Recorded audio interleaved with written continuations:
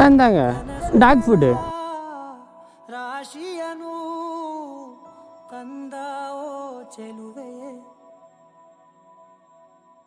ಒಣ ಒಂಟಿ ಜೀವದ ಕೂಗಿಗೆ ದೈವವೇ ನಿನಗೇನು ನಾನು ನೀಡಲೇ ಜಗವೇ ನೀನು ಅದು ಅಮೇರಿಕಾ ದುಡ್ಡು.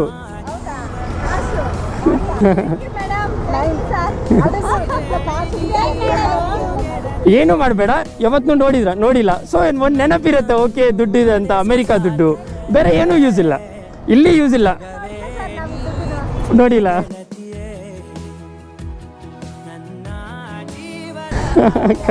ಅದಕ್ಕೆ ನಿಮಗೆ ಕೊಡ್ತಾ ಇರೋದು.